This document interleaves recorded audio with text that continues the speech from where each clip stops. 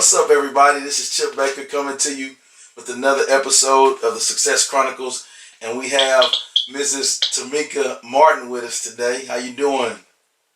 I'm great. How you doing? I'm doing good. Well, first of all, let's kind of jump right into the interview.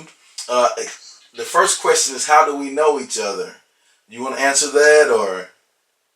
Well, I'm gonna go from my recollection. I remember was working in Conroe. I was coaching and I was teaching math, and I met you in Conroe at Conroe High.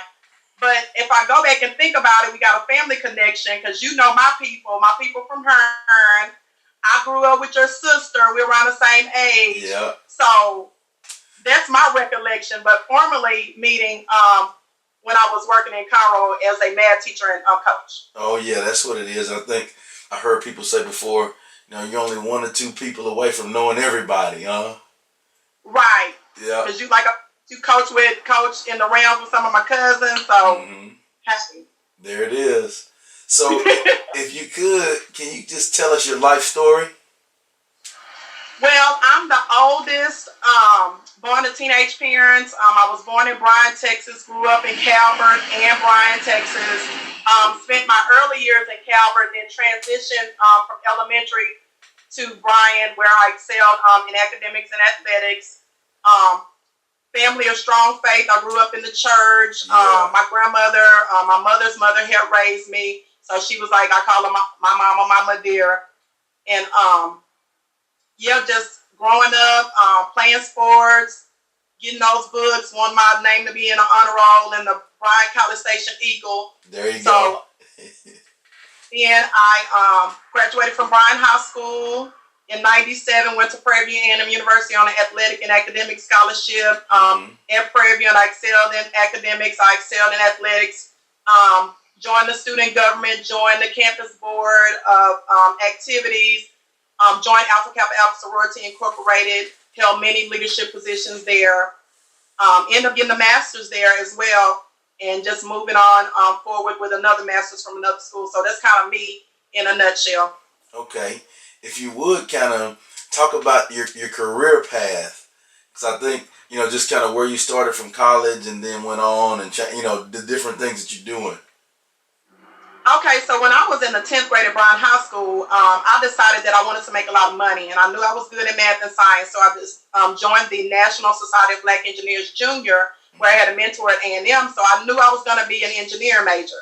So I went into Prairie View in the summer of '97 as an electrical engineering major, and I got my degree in electrical engineering, but the Lord had a different path for me. While I was working as a graduate assistant with the Department of Student Life, I started tutoring students who were having trouble with the entrance exam, and they were having problems with the math portion. And some of my sorors like, "TaMeka, you're just a natural teacher." And I was like, man, teachers don't make any money. I want to go be an engineer. And then when I decided I did an internship, I didn't want to be an engineer. Then I picked up a minor in business because I'm going to be an entrepreneur. So long story short, the Lord led me down the path of education. I've been an educator for, this is my 14th year in education. Don't look like because I look so young. And then, I'm so whole brain, so I wanted to also get into entrepreneurship. So I started event planning, and then my passion went to real estate. So now I'm also a realtor. And now I'm an educator and a realtor. I do public speaking. I do training at conferences. So that's my career path right now. Oh, that's awesome. So you're a jack of all trades, huh? Hey, I try to be. I use the gifts that God gave me. I have the gift of gab. There it is. There you go. I think the thing is, the more you know how to do, the more marketable it'll make you, and the more you control your destiny, If I had all the money in the world, I would just travel and learn as much as I can, because I pride myself on being a lifelong learner. If it's something that I want to do, I just go for it. And if, like my grandfather always told me, if they can do it, you can go out there and do it. There you go. That's a good one right there. If they can do it, you can go out there and do it.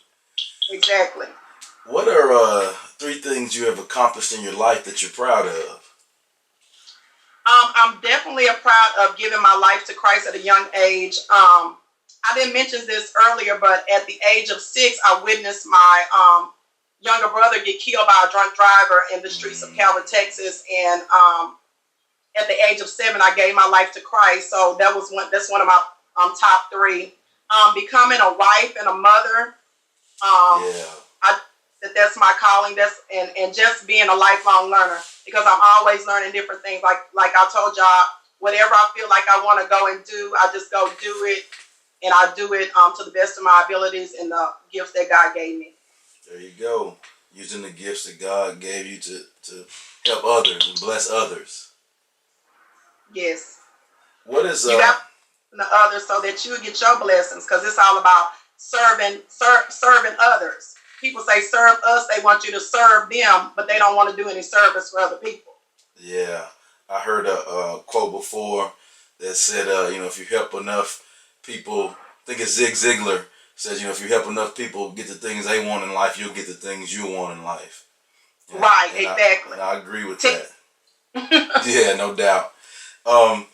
What is your definition of success? Success, like I said, is going after what you want. Like you got to be determined, you got to be driven, but you also got to have a plan, because faith without works is dead. So you can have all the faith in the world, but if you're not out there willing to work and willing to do what you got to do, you're going to miss your blessings. So if you put your mind to doing something, you are successful by doing that. You become rich in your friendships, you become rich in your fellowship with other people, you become rich in helping. And that helps you to be a successful person. Success is not always monetary as people always think. Right. Success is changing lives. And I consider myself a change agent, because I train people now. I used to be a classroom teacher, and I impacted those kids on a daily basis. Now I train educators. And so now I have the opportunity to, touch thousands of kids each year instead of hundreds of kids. So I feel like that's a success. Being strong in my faith, being a good friend, being a good wife, those are successes to me. So being successful is being determined, knowing your purpose, living on purpose with purpose on a daily basis, and just doing the work it takes to get there. Oh, that's awesome. What do you think it takes to achieve success? Like you said, you got to prior planning prevents poor performance. So you have to plan. You just can't fly off the seat of your pants. You also need to make sure that you're steady growing. You don't need to be the smartest person in your circle. You need to be around people that are going to challenge you. Mm-hmm. Like, I want to be able to have a conversation with the president of the United States, just like I can have a conversation with any person on the street. You have to be versatile. So I think in order to be successful, you have to be versatile, because you never know who you might need in this world. I used to always tell my students, because I taught a lot of low socioeconomic students, I say, you don't know about those homeless people, those people that are addicted to drugs. You don't know what knowledge they have that you can tap into. Just because they're hard on their luck doesn't mean that they don't have knowledge. But you also need to be able to be in a room and be able to talk to CEOs and presidents and different things of that nature, because you need to tap into that as well. So you need to be very versatile. You need to be a chameleon, and you need to continue to grow. That's some awesome nuggets right there that people can take and use. That's good stuff.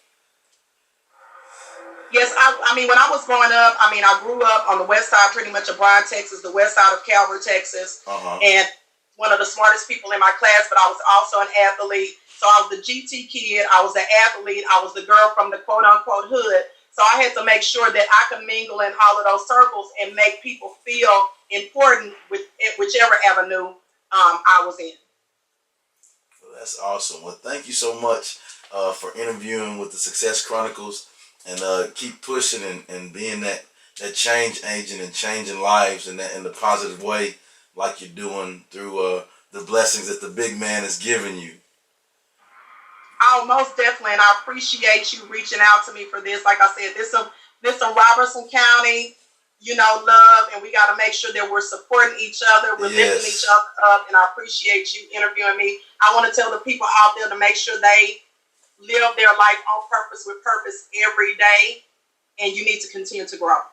There it is. Thank you. Growing, you're dying. There it is. That's a true story right there. Well, thank you everybody for joining us for this episode of the Success Chronicles, and we'll see you next time. God bless. You.